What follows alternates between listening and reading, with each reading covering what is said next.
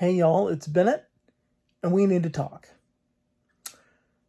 Some of you may have seen a little video that came out a day or two ago by a YouTuber and speedrunner named Karl Jobst. I think I'm getting that right, hopefully. And I'll put a link in the description. For real, I will this time. So you can have a chance to watch this video. It's called Exposing Corruption and Fraud in the Retro Games Market, or something like that. And it was a very well put together, very well thought out and researched, best I can tell, piece of documentary video making about the whole rise and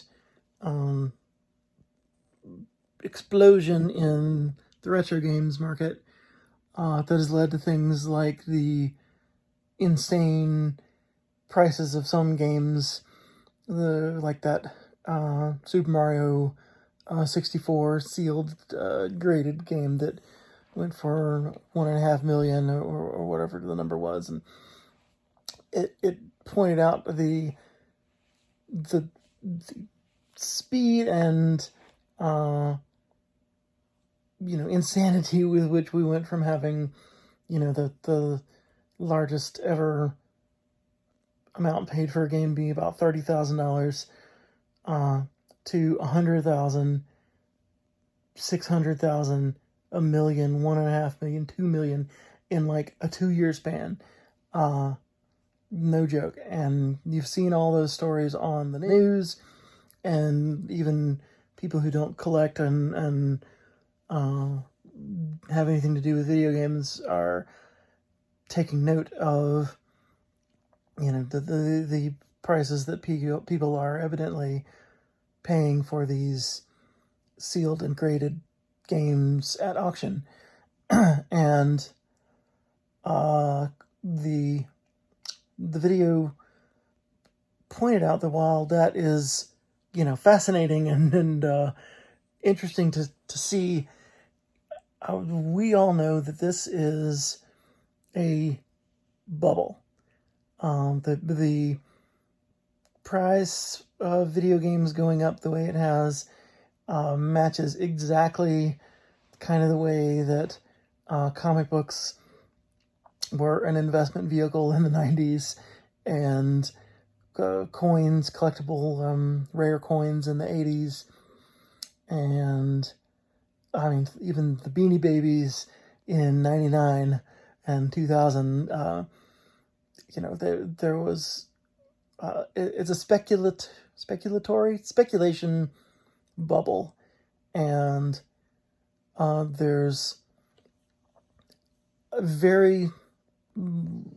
there's no reason to think that this is going to last forever.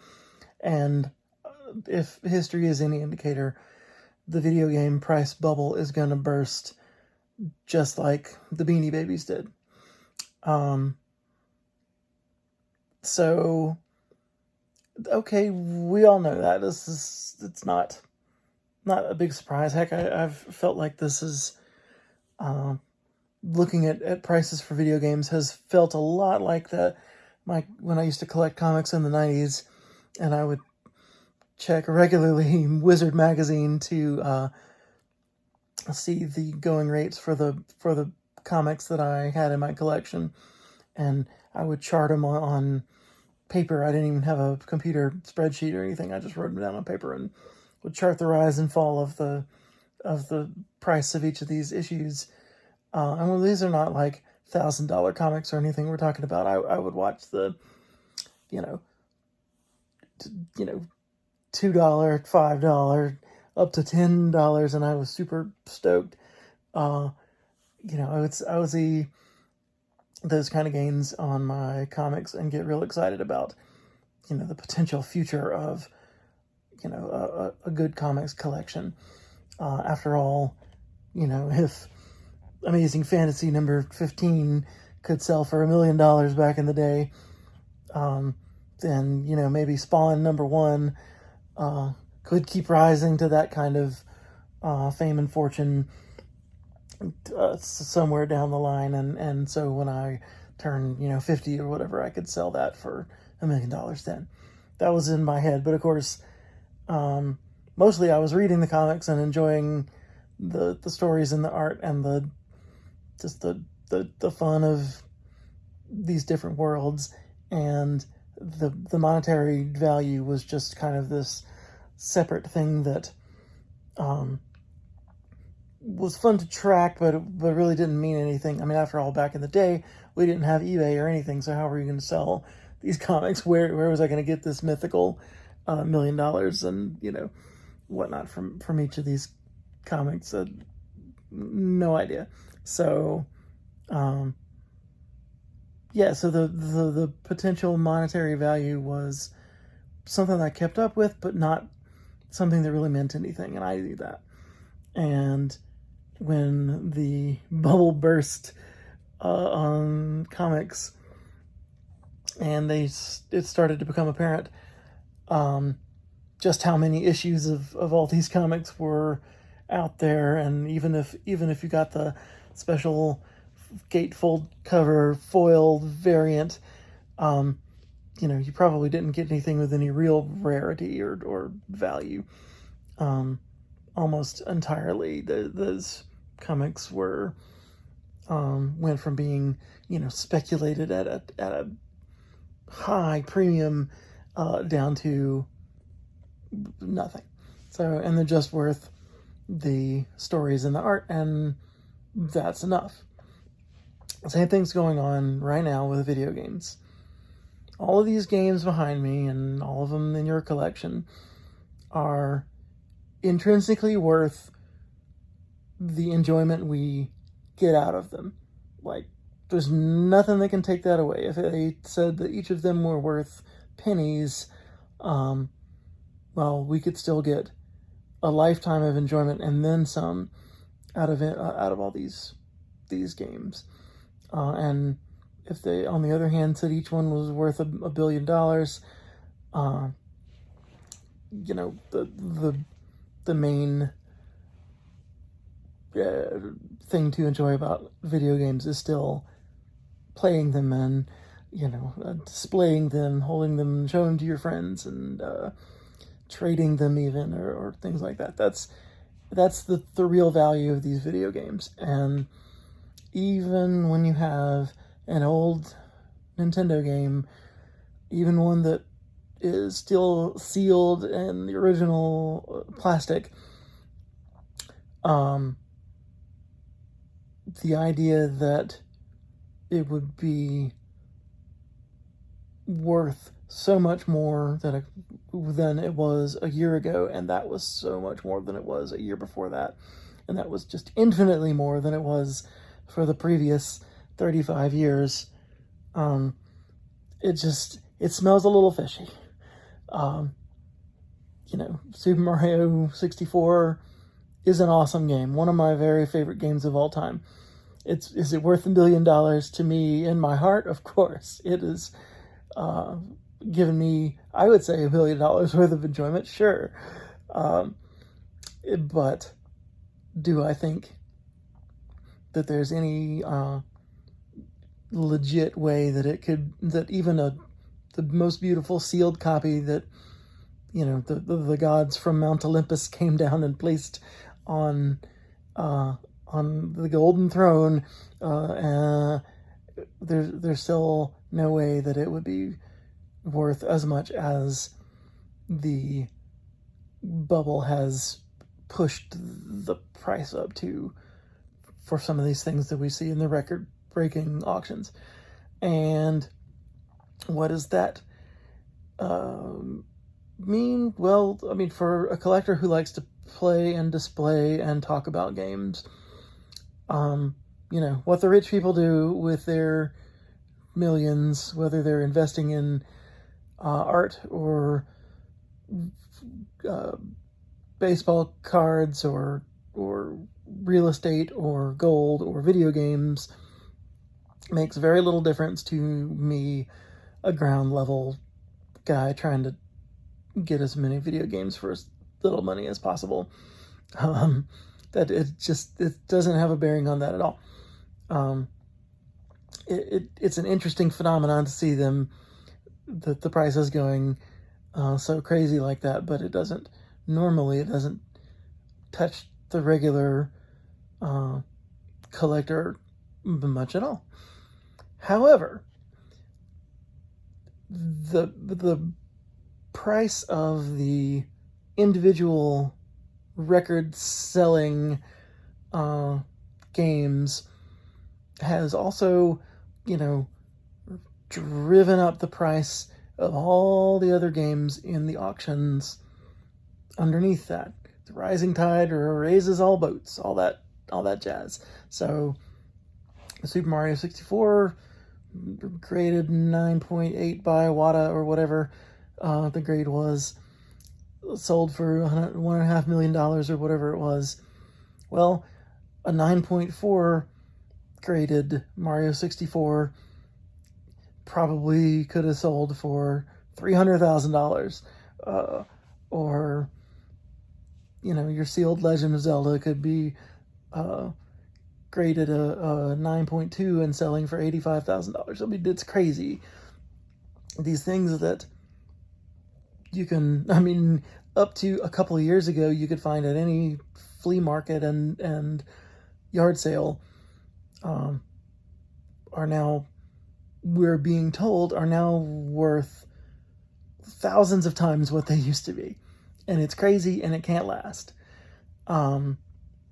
So the real problem, and if you watch the Karl Jobst video, I can't be sure I'm saying that right, but if you watch that video, the real problem is how the market got to be the way it is. It is laid out pretty plainly and with, very little reason to doubt the facts laid out for us, that there is collusion going on between WATA and Heritage Auctions, which are, the magic pair that has led to these record-breaking game prices and these incredible sales. Heritage Auctions only sells WATA graded games, so go figure. And looking at the particulars of the video about how the members of the board of WATA are also members of Heritage and vice versa, and they work together. They go on TV shows together, like Pawn Stars and talk shows and everything. The representatives from both entities together to talk about how, isn't it amazing how much of an investment vehicle video games have become these days? These prices are just going to keep going up. And, that puts it in everybody's head. Maybe they're right about that. They're evidently unfairly driving up the prices for their own benefit, because WATA gets a taste and the Heritage Auctions gets a taste every time you send your game in to WATA to be graded, and then they say, isn't this an awesome grade? Let us sell it at our partners, Heritage Auctions. The money, the percentages that they get off of all of these sales are racking up big time for these guys. So it's in their interest to boost the supposed value of each of these games. And so they are, and it's go watch the video. I'm not going to be able to explain it as well, but it's really sickening. I mean, we're talking about some really shisty people in these organizations, people who have already been fined over $1 million back in the 80s for their roles in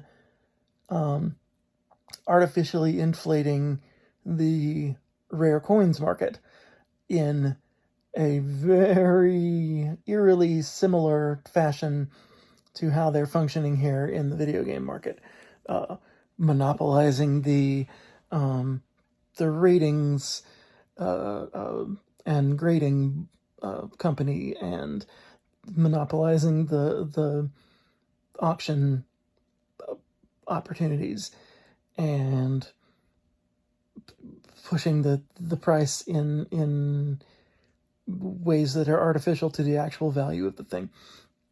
So it's some scummy stuff, and it is really painful to see how that's going down. You know, whenever lots of money gets flashed around on stories on the news or whatever, there's a good chance that that there's some shady stuff going on behind the scenes, and you know, it has been laid out for us that it's going on again. So whatever your thoughts are on the on grading video games and sealing them up in those lucite containers and all that, you know, bomb proof and future proof and whatever, to keep them sealed and lovely forever, whatever your thoughts are on that, the way it is currently going has some real issues, and I would not be surprised if that accelerated the bursting of our bubble here. You might see the WATA or the auction companies getting sued, or getting, you know, tagged by the Federal Trade Commission, or whatever other government organizations would be involved for these unfair practices. And, you know, something might just plain, one of those organizations, WATA or Heritage Auctions, might just, you know, go right out of business, and the walls might just come crumbling down. And of course, that's, you know, that's bad news for people who want to sell their games for these incredibly inflated prices.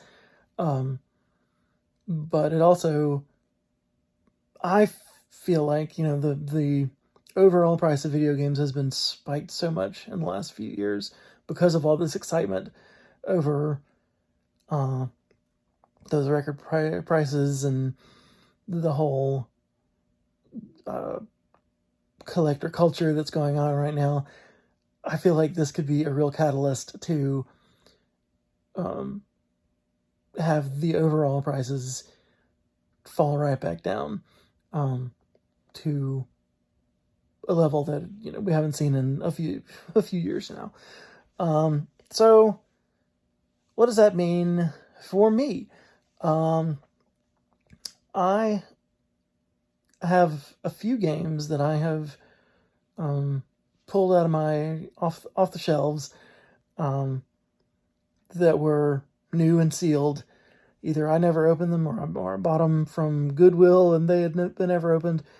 But I have a smallish stack of those games that I had been considering sending off to get graded myself. I'm not made of stone. I would love to sell a game for you know, for $1,000 or $2,000 or $10,000 that I got for you know, relatively nothing. That would be, you know, that's the dream of a collector, and, you know, any kind of reseller and, you know, flipper. You want to make more money when you sell a thing than you paid for it, and, you know, the market being what it is. If I sent off a game and I got a real high WATA score and put it on Heritage Auctions, I could be the one getting thousands of dollars for a couple of these things. I don't have any, like, it's not like I have Nintendo Champion, or, you know, whatever, DuckTales 2, or, you know, I don't have a sealed Earthbound or anything like that.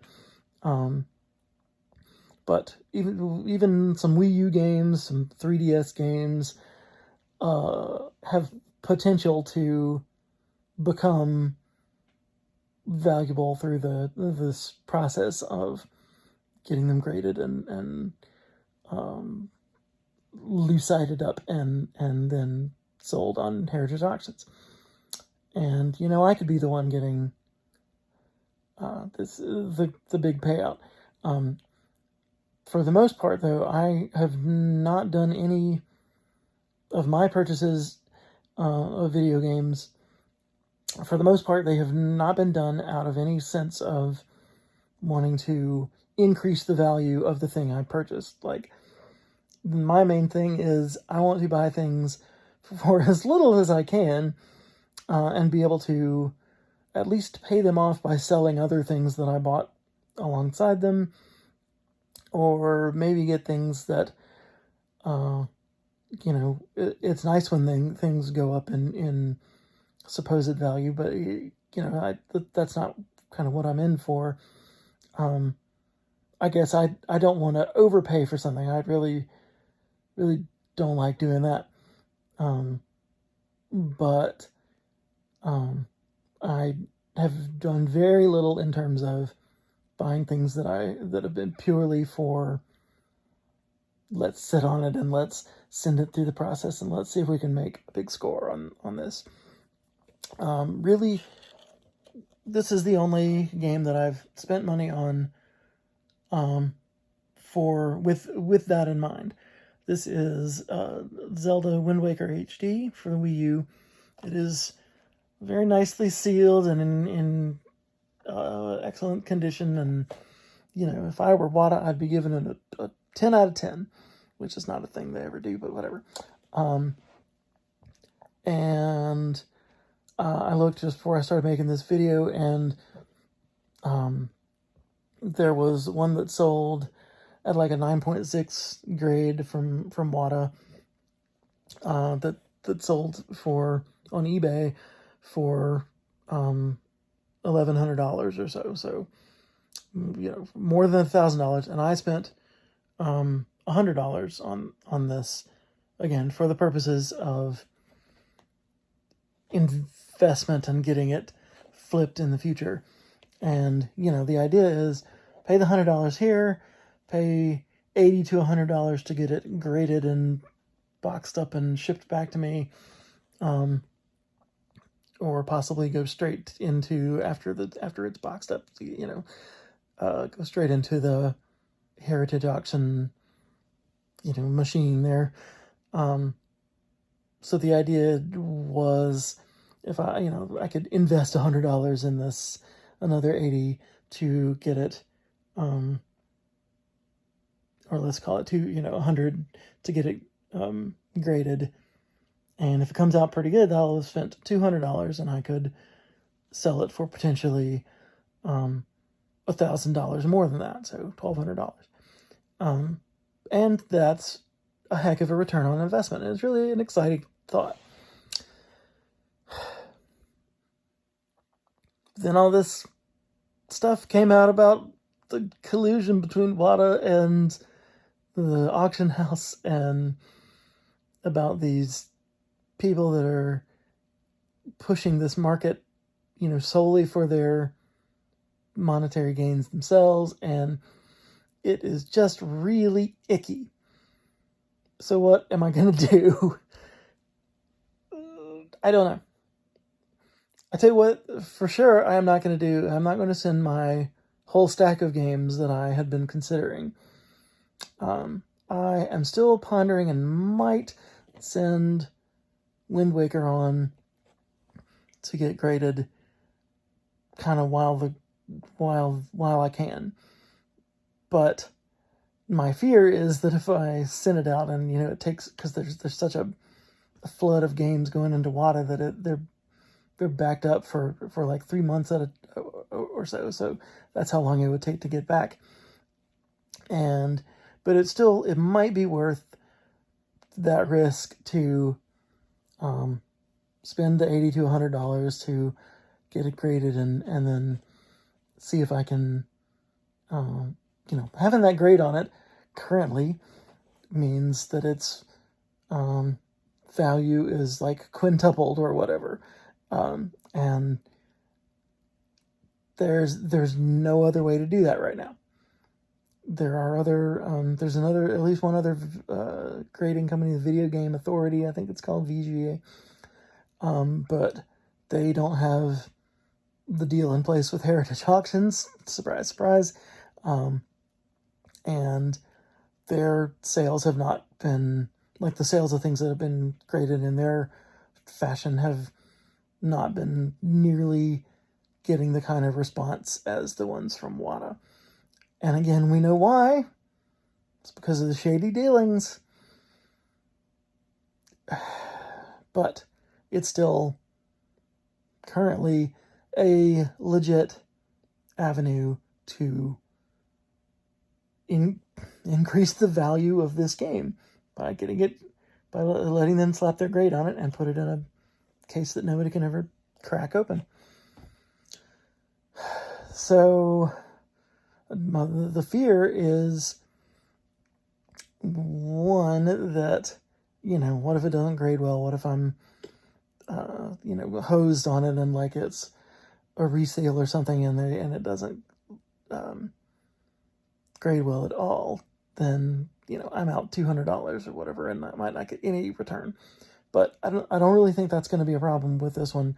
I feel like really the worst I'd be out is, the $200, but I feel like minimum I could still sell this for, even if it was relatively low graded, it could still go for $500 or $600, and that would be an improved return on investment. And I could spend that money on more video game stuff. Maybe get myself a TurboGrafx 16 or something.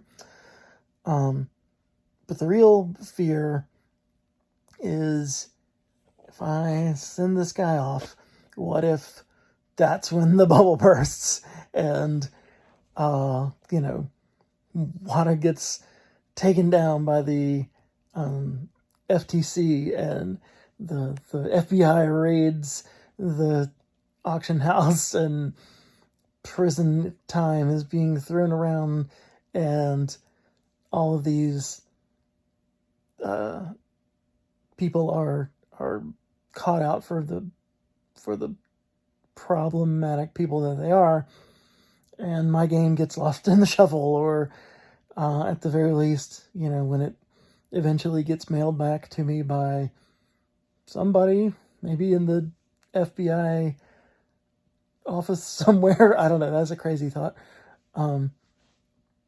That, nothing happened. It'll just sent back to me and it's a big waste of time, and probably the value would have plummeted from the currently spiked value for a sealed copy, which this is maybe like 180 or so just sealed, is kind of what's happening, if I remember right from looking it up right before this video. Those prices for sealed games are spiked so high because people want to buy them so they can get them graded by WATA and quintuple their value and sell them on Heritage and all that. So if all of that infrastructure gets blown up and people get sent to jail, then the demand for sealed games is going to sink down into the toilet. And I would be one of the ones, as they say, left holding the bag. And this would be a bad investment and a waste of time and make me feel bad. So, yeah. So for those reasons, I'm definitely not sending my whole stack of games because, again, it's like $80 to $100 to grade each one of them. So if I sent 10 games, that's like $1,000. No, yeah, it's like $1,000 to grade 10 games. And if they all come back worthless because of the circumstances around this, that would be a huge problem for me. But if I took one chance on Wind Waker and sent it off, I could eat the $100 loss if it came back worthless and the bubble burst and so on. I can handle that. So the short answer is I don't know. I'm gonna keep thinking about it and kind of see what the impact of this video on YouTube is going to be, if any impact at all, on the people at the top of the food chain and that are making all the money off of this, and just kind of see what happens before I take any steps. But one way or another, it has really shaken up my brain in terms of that pie in the sky notion that I could have a handful of games that might be, wind up being able to sell for $10,000 or some crazy thing. That notion is no longer in rattling around in there. Now it's more like damage control. Do I sell off some of the things that are sealed while still people want these sealed games before they realize that getting them graded is not going to be worth it anymore? Maybe that's the answer. It's like, while the price for sealed games is still inflated, sell them that way and just move on and wash my hands of the whole thing. Whatever I decide, I will bring you along for the ride when, if I decide to send this off to the WATA jerks and have them put it in their stupid case and maybe sell it on their dumb auction house for thousands of dollars. I'll let you know. Watch the video from Karl Jobst. I'm telling you, I'm getting that name wrong, but it's in there somewhere. See what's going on for yourself. And I mean, maybe you don't have the first care at all about the supposed worth of these games. And you're only in it to play or put them on the wall. That's great. And that is, again, mostly what I'm here for. But, the part of me that still wants to flip a game for a big chunk of money to be able to add even more cool stuff to this collection has really kind of been shaken a little bit by this, by the revelations about WATA and Heritage. I'm not going to make any better points from here on out, so I'll just call it a day. Thanks for watching me ramble through this whole thing. Go watch that other video. It's worth watching for anybody, even if all you want to do is remember the 90s comics bust, boom and bust, or the 80s coin market. If you're old enough to remember any of those things, maybe this will seem familiar to you as well when you watch that video.